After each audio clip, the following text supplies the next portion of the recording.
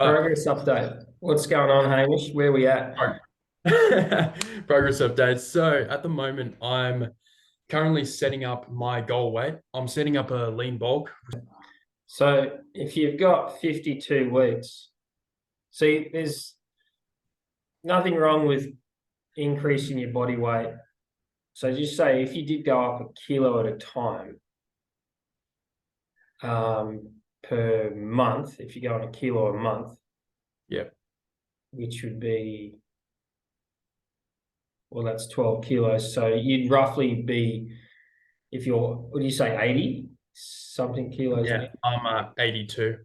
Yeah, so for argument's sake, a realistic goal would be in the early 90s, taking into effect your how old, What am I, 16 now?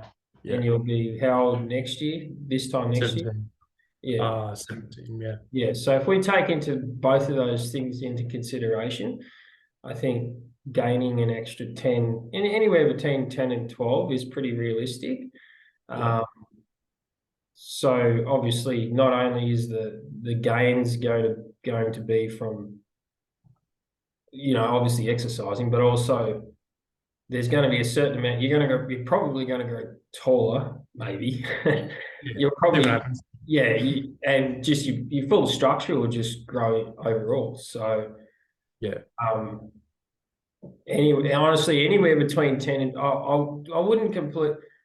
I'd just see how it goes. Trying to gain anywhere between 10 and 15, Yeah. um, somewhere there. Now you could go a couple of months where you just say over 2 months you might gain, or 3 months you might gain a couple of kilos, and you just kind of hold that weight for 6 months or so. Okay. Um, that's one way to do it. Sorry, you might hold your weight for a couple of months and then it increases again. You may not always get a 1.5 kilo increase every single month. It's not like body weight and muscle growth.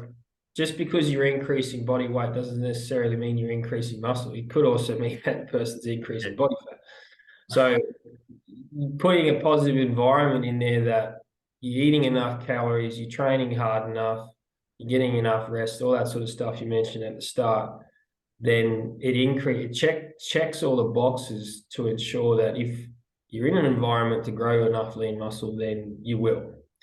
Yeah. What that looks like and how much that is, well, it's like saying how long's a piece of string. It Depends on the person.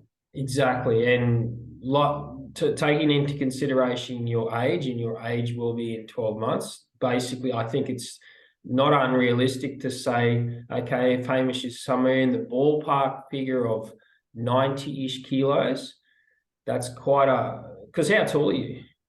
180 centimeters. Not sure what that is in feet. Okay, that's like 5'11". So, Yeah. so did you, in 6 months, have you grown taller? Yes, I would say so.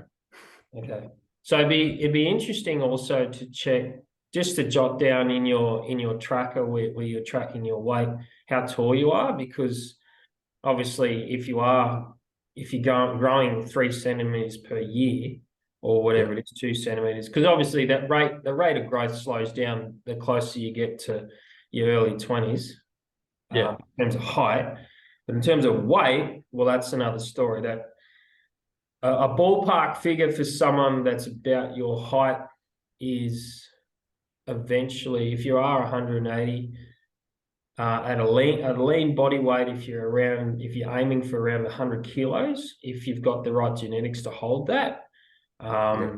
Now that might take, if we look at a time basis to get there, you might take 2 years. It might be something like that. Getting there in 1 year, that's a fair bit of weight. That's 20 Yeah. odd kilos. Um, I don't know if that's the best way to do it, but like I said, if you can aim for anywhere between half a kilo and a kilo per month, and then Okay. see what that looks like, and judge that, kind of like we discussed last time, in terms of when you do your weigh-ins every week, whether you actually have a bit more food, whether you need to be. It's kind of it's a check with yourself when you're like, okay, Am I hitting the numbers with the protein? Am I getting between? So I think we worked out for you anywhere between 180 and 220 for grams of protein. And Yeah. the ballpark figure, I think that was about 35 to 40 grams. That probably puts you at 240 at best. Yeah. In the instance of that, having any more than, the 180, 200, as long as you don't have any outstanding kidney issues, then you should be fine. So, Hope not. um, No. yeah, so in that instance, and your body will obviously it'll process it. And then we'll see how that will, we check in every so often when we see what that looks like. But that should give you an idea somewhere in that ballpark. In terms of where that's an off-season weight between 90 and 100 kilos, and that's pretty on the point in terms of top end bodybuilders. That's where they usually end up pushing their weight out to, particularly in an off season.